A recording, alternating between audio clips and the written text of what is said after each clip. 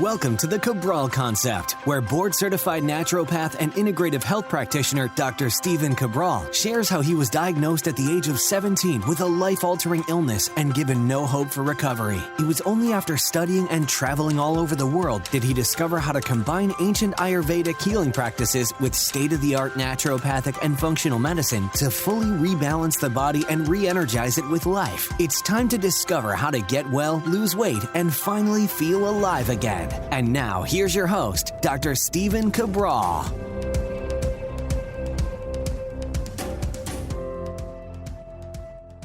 Welcome, everyone. We're here today with a brand new Cabral concept. Today, we're going to be going through a fresh case study. So at least once or twice a month, I love to bring you inside of our global private practice, where we help people figure out their most disturbing and intimate and personal health issues, whether it be wellness-based or weight loss or weight gain or anti-aging based. And so what we do is we really just listen to the person's story. I think that's very, very important, that we want to understand where they're coming from.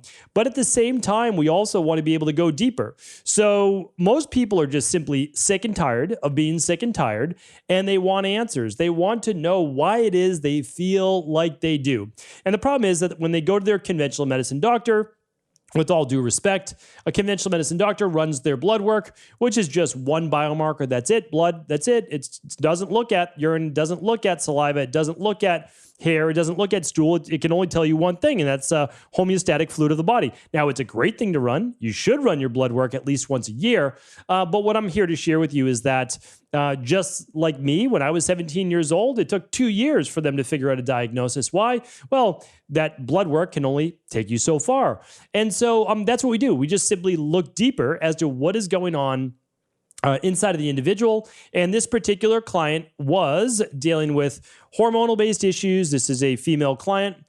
They wanted to get pregnant. They had a dysregulated menstrual cycle. Sometimes it would last 2 weeks or 3 weeks. Sometimes it would last 6 weeks. And they wanted to get to the underlying root cause as to why that was. And so, again, this has been completely redacted because, of course, everything is private. And by the way, all the labs that we run, they don't get shared with your health insurance. They don't get shared with your PCP unless you want them to, and then you can, of course. These are all kept private through what's called CLIA-certified labs. All right, so let's dive right in. Again, this client's looking to rebalance their hormones. They're looking to help with stress, help with fatigue, help with irritability, help with low libido, help with some night sweats, help with fertility. That's their goal. And again, this is what we specialize in. This is what we've been doing. We've been doing this a long, long time. So this client did this perfectly. They took it at 5:30 a.m., saliva sample, about noon, another saliva sample, about 5 p.m., saliva sample, and then around 9, 10 p.m. before bed, another saliva sample. And they did their blood spot, which is just not a blood draw. There's no needles. You just use a little lancet like you're giving your glucose. And again, this is all FDA certified and CLIA certified labs. So away we go. All right, so the client is 5'8", 30-inch waist, 130 pounds, 19.5 BMI. So they're a little on the lighter side. And again, all of this tells us information. They're 30 years old, so they should have strong hormones. And, we want to make sure that they're not in too catabolic a position, because if they're too thin, well, that's not going to help with fertility as well, because something called amenorrhea can take place, and they can actually lose their menstrual cycle because of that. But let's get deeper now. So we have all their lab results, and I always like to take a macro view first. All right, so what do I see for the hormones? I see estrogen is strong, looks good. All right, we've got low progesterone. We've got low progesterone estrogen. That just means the estradiol divided by progesterone. That's it. And that's your ratio. It's low. They have low testosterone. Not ideal, right? Not ideal for libido. Not ideal for ambition, for drive, for energy, and for brain fog. They have low DHEA. DHEA should be at least a 6. Cortisol in the morning looks fine. It should be between a 6 and a 9. So, bottom end of fine. At lunch, cortisol is great. Too high at night around dinner time, and then too high at night when this should be below 0.6, ideally around a 0.4. Okay, so they have a little lower to normal cortisol in the morning. That's energy for the body. Yeah, that could be up a little bit. But their energy or their cortisol is a little high at night, which can be difficulty then turning off the mind. and being able to get a good night's restful sleep, which would improve all of these low numbers because these are anabolic hormones. These are the sex hormones, and these are the catabolic hormones, cortisol, right? So these balance these. All right, so we've got more cortisol, right? Stress output than we do rejuvenating output. We'll get to that in a moment. So then we move down to their thyroid. Again, this is a very comprehensive test. It's called the stress, mood, and metabolism test. We can link it up for you. I'm happy to do that at today's show notes page. But let's see. We have free T4, which is the, well, let's put it this way. TSH, thyroid stimulating hormone, first starts with making T4, which is then and can be converted to T3, which is the most usable and active. TPO antibodies could signal an autoimmune-based disorder, but again, we're not here to provide any medical-based advice. So this is fine. This is below 50. This is too high. It shouldn't be below a 2. Above a 2. Should be between 0.5 and 2. So this is high. Now you might say, oh, well, they have high thyroid. Nope, they have high TSH. This is important because a lot of medical doctors will not explain this to you. The higher your TSH, the slower your thyroid. And that's because this is thyroid stimulating hormone. That means your body is not getting enough thyroid, usable thyroid, so it continues to produce more thyroid stimulating hormone to get you to make more of this. So this level should be between a 3 and a 4 for good, healthy T3, okay, bottom end of normal. This should be between a 1 and a 2, bottom end of normal. Why is TSH so high? Well, this cortisol, this stress level, is most likely starting to slow this person's metabolism. Makes sense. That's normally what happens. The problem is thyroid, believe it or not, has a lot to do with fertility. So if you are lower thyroid, it could potentially disrupt your menstrual cycle. Really important to understand that. Besides the dry skin, the low mood, the brain fog, the cold hands and feet, and in some people, thinning of the hair and weight gain, this person doesn't seem to have that. It can cause, again, a host of issues, including menstrual-based dysregularity. Insulin looks pretty normal. Hemoglobin A1C, normal. This is the only marker that I take with a grain of salt. I like this during a blood draw, not a blood spot. I'm okay with it. I don't want it above a 5.5, 5.6, that's for sure. But again, I'm just taking that with a grain of salt. So it looks good. They give you vitamin D as well. Okay, that should be between what? A 50 and a 70. Now, is it above the, not getting rickets? Sure. Yeah, it's above that. But 39 is just, I would call that suboptimal, and I would call it low normal. I want that between 50 and 70. All right, 50 and 70 is completely normal, very, very healthy, and that's what we want. All right, this person is not using Eco-Life-based products, which is totally fine. You don't need to use Eco-Life-based products. You can use whatever you want, but I see that they are using probiotics. They're using 10,000 IUs of a vitamin D3, which we don't recommend, and we can obviously see too, it's not working. It is not, even at that high dose, which we don't like to go above 2,000 to 4,000 a day, it's not working for this person. Okay, they're taking L-theanine, probably to maybe calm the adrenals and the nervous system. They're taking phosphatidylserine, most likely to lower cortisol levels. It doesn't look like it's working, or maybe it was higher in the past. Rhodiola and Siberian ginseng are also good for the adrenals. So again, we like to use this as what's called Adrenal Soothe. So it's more of a synergistic-based product. We use 2,000 to 4,000 IUs of vitamin D on a daily basis, and then we support vitamin K2 through the daily nutritional support. We also use calcium, magnesium, and other cofactors as well for that vitamin D3. Probiotics, again, not sure what they're using. Again, totally fine, but not just showing you what the person is using. And then I took out the medication that they're using. I didn't want to state that for this. It doesn't affect their levels. And I just felt we needed to redact that just for privacy reasons. Okay, so you can see the estrogen is just a little over normal. Honestly, totally fine. The problem is that progesterone is low, and if you were to show the progesterone ratio, it'd be low as well. The problem is it's low progesterone. That's the issue. And we have low saliva testosterone, and we have low DHEA. This is used for immunity. This is used as a precursor as well for testosterone. I'm telling you right now, you're not going to be in a good mood. You're going to have brain fog. You're not going to have great libido. You're not going to have good endurance. You're not going to want to work out when your testosterone and DHEA are low as a male or female. And you can see the cortisol bump bumps out here.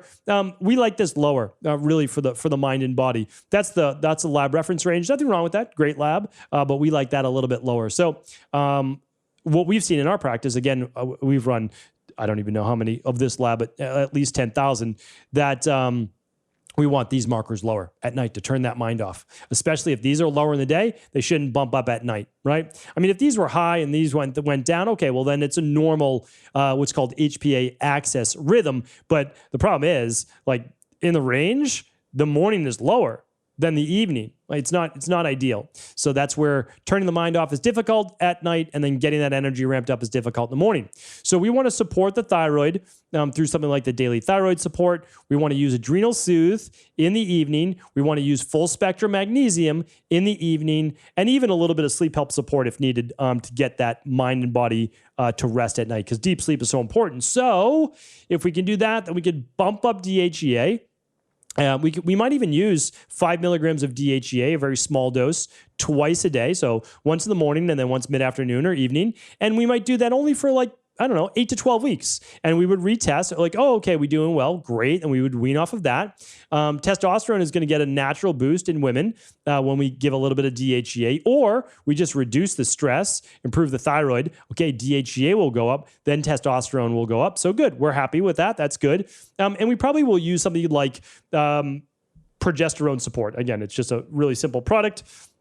And it's an herbal-based product that is not giving the body progesterone, but it's actually giving an herbal-based nutrient that will allow progesterone levels to rise naturally. So if we can bump up progesterone, then we can support what's called the luteal phase.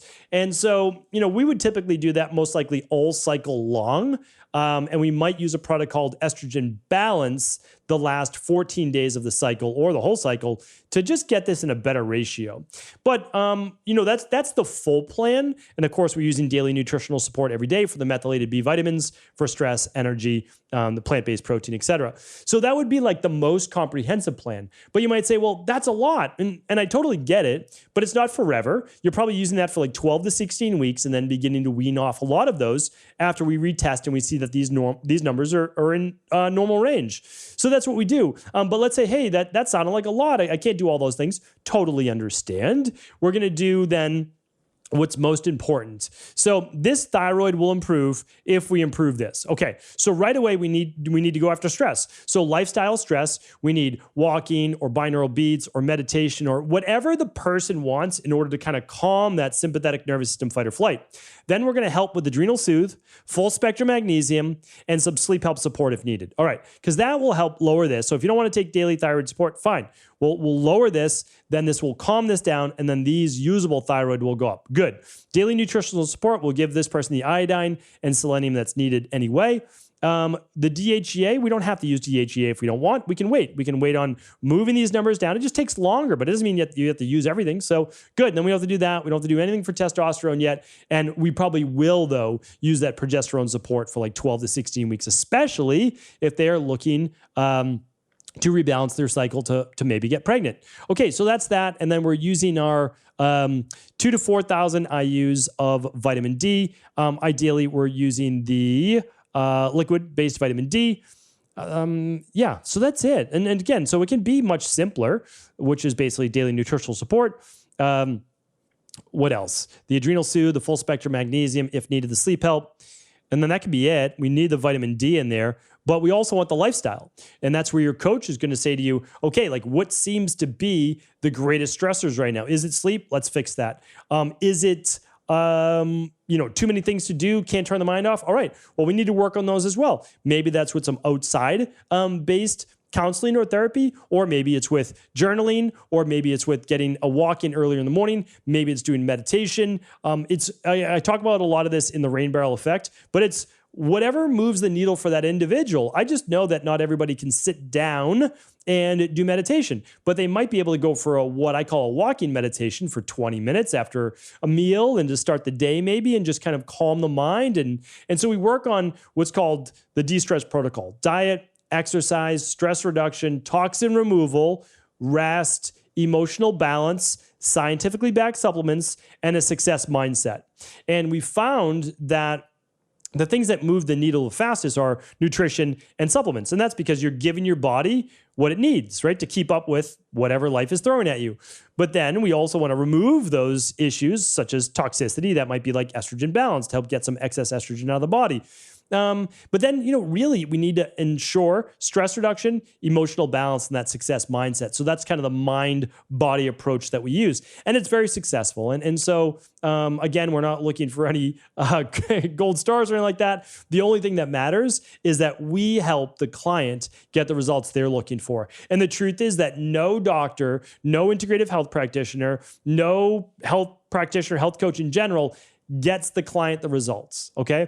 All a coach can do and a doctor or health practitioner can do is help a person to put their body and mind in position to succeed.